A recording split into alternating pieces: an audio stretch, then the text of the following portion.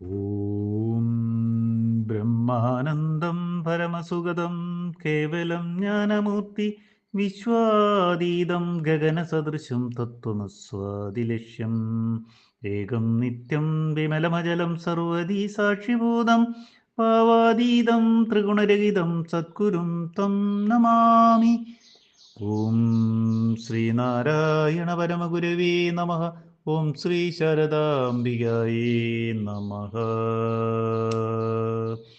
ബഹുമാനപ്പെട്ട ശ്രീ ഗുരുവും ശ്രീ ശാരദയിലെ മുഴുവൻ അംഗങ്ങൾക്കും എൻ്റെ വിനീതമായ നമസ്കാരം. ചതയം മുതൽ ചതയം വരെയുള്ള ഈ പരിപാടിയിൽ ഇന്ന് അവതരിപ്പിക്കുന്ന കഥയുടെ പേര് കരയാത്ത കുഞ്ഞ്. കുട്ടിയമ്മയ്ക്ക് ഒരു ഉണ്ണി പിറന്നതറിഞ്ഞ കൃഷ്ണൻ വൈദ്യർ മാടനാശാൻ്റെ ചുമലിൽ തലോടി തൻ്റെ സന്തോഷം പങ്കിട്ടു. എൻ്റെ കുട്ടിയുടെ ഉണ്ണി മഹാനായിത്തീരും. വൈദ്യരുടെ ആ വാക്കുകൾ ശ്രവിച്ച മാടനാശാൻ്റെ കണ്ണുകളിൽ നിന്നും ആനന്ദാശ്രുക്കൾ പൊഴിഞ്ഞു. ഒരു നിമിഷം ആശാൻ മണയ്ക്കൽ ഭഗവതിയെ മനസ്സിൽ ധ്യാനിച്ചു നിന്നു. അപ്പോഴേക്കും രാമൻ വൈദ്യർ അടുത്തു വന്ന് അനുജൻ കൃഷ്ണൻ വൈദ്യരോട് ഉണ്ണിയുടെ ജന്മമുഹൂർത്തത്തിൻ്റെ ചില സവിശേഷതകൾ പറയുവാൻ തുടങ്ങി. സൂതികാഗ്രഹത്തിൻ്റെ മണൽ വിരിച്ച മുറ്റത്ത് ഉണ്ണിയുടെ ആദ്യ കരച്ചിൽ കേൾക്കുവാൻ കാതോർത്തുകൊണ്ട് മാടനാശാൻ അങ്ങോട്ടും ഇങ്ങോട്ടും നടന്നു. സാധാരണ നിലയിൽ കുഞ്ഞുങ്ങളെല്ലാം ദൈവത്തിൻ്റെ കരം വിട്ടു വരുന്നത് നിലവിളിയോടെ ആണ്. ഈ ഭൂമിയെ ആദ്യമായി തൊട്ടു വന്നിക്കുന്ന ഒരു കുഞ്ഞിൻ്റെ കന്നി പ്രാർത്ഥനയാണല്ലോ ആ നിലവിളി. പക്ഷേ വയൽവാരത്തെ സൂതികാഗ്രഹത്തിൽ നിന്നും അങ്ങനെ ഒരു കുഞ്ഞിക്കരച്ചിൽ ഉയർന്നതേയില്ല. മുറ്റത്ത് നിന്നവർക്കെല്ലാം ഉത്കണ്ഠയായി.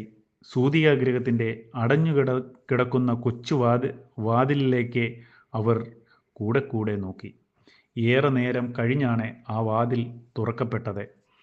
ഒരു സ്ത്രീ തിടുക്കപ്പെട്ട് വാതിൽപ്പടിയിൽ തട്ടാതെ തല കുനിച്ചു ഓടിയിറങ്ങി വന്ന് കൃഷ്ണൻ വൈദ്യരുടെ ചെവിയിൽ എന്തോ അടക്കം പറഞ്ഞു. എന്നിട്ട് തിരിച്ച് അതേ വേഗതയിൽ തന്നെ അവർ ഉള്ളിലേക്ക് ഓടിക്കയറി പോവുകയും ചെയ്തു. എന്താ കൃഷ്ണ? രാമൻ വൈദ്യർ വർദ്ധിച്ച ഉത്കണ്ഠയോട് അനുജൻ കൃഷ്ണൻ വൈദ്യരുടെ അടുത്തെത്തി. കുട്ടിയുടെ കുഞ്ഞ് ഇത്ര നേരമായിട്ടും കരഞ്ഞിട്ടില്ലത്രേ. കൃഷ്ണൻ വൈദ്യർ വ്യസനത്തോട് പറഞ്ഞു. അത് കേട്ട് ഒരു തീക്കട്ട പതിച്ചതുപോലെ മാടനാശാൻ്റെ ഉള്ളൊന്നു പൊള്ളി. എന്തെങ്കിലും ചോദിക്കുവാൻ നാവ് പൊന്തിയതുമില്ല. രാമൻ വൈദ്യർ കുട്ടിയമ്മയുടെ പ്രസവമെടുത്ത പ്രധാന പതിച്ചയെ വിളിപ്പിച്ച് കാര്യങ്ങൾ ചോദിച്ചറിഞ്ഞു. പെറ്റിട്ട് ഇത്ര നേരം കഴിഞ്ഞിട്ടും നിലവിളിക്കാത്ത കുഞ്ഞുങ്ങളെ ഞാൻ ഇതുവരെ കണ്ടിട്ടില്ല. ആ പതിച്ചി പറഞ്ഞു. കുഞ്ഞിൻ്റെ ചങ്കിടിപ്പ് നോക്കിയോ? രാമൻ വൈദ്യരുടെ തുടരന്വേഷണത്തിന് പതിച്ചി മെല്ലെ തലയാട്ടി അതേ എന്നറിയിച്ചു. അവരുടെ മുഖത്ത് വിഷാദത്തിൻ്റെ അല്ല, മറിച്ച് വിസ്മയത്തിൻ്റെ ഒരു നിഴലിപ്പാണുണ്ടായിരുന്നത്. ആ നിഴൽപ്പാട് ഉണ്ണിയുടെ പിറവി ഒരു സാധാരണ പിറവി അല്ലെന്നറിയിക്കുന്നത് പോലെ വൈദ്യർക്ക് തോന്നി. പൊക്കിൾ കൊടി ബന്ധം മുറിക്കുമ്പോൾ ഏത് കരയാത്ത കുഞ്ഞും അപ്പോൾ കരയും. അതാ അനുഭവം, പതിച്ചു പറഞ്ഞു. ഒന്ന് ആലോചിച്ചിട്ട് വൈദ്യർ അതിന് അനുവാദം നൽകി. അങ്ങനെ അമ്മയെയും കുഞ്ഞിനെയും ഈശ്വരൻ ചേർത്ത് വെച്ചിരുന്ന നാഭീനാളബന്ധം ഒരു നിമിഷം വേർപെടുത്തപ്പെട്ടു. അത്ഭുതം! എന്നിട്ടും ആ കുഞ്ഞ് കരയുകയുണ്ടായില്ല. എല്ലാവരും ഒന്നും ഉരിയാടാനാവാതെ തമ്മിൽ തമ്മിൽ നോക്കി നിന്നു.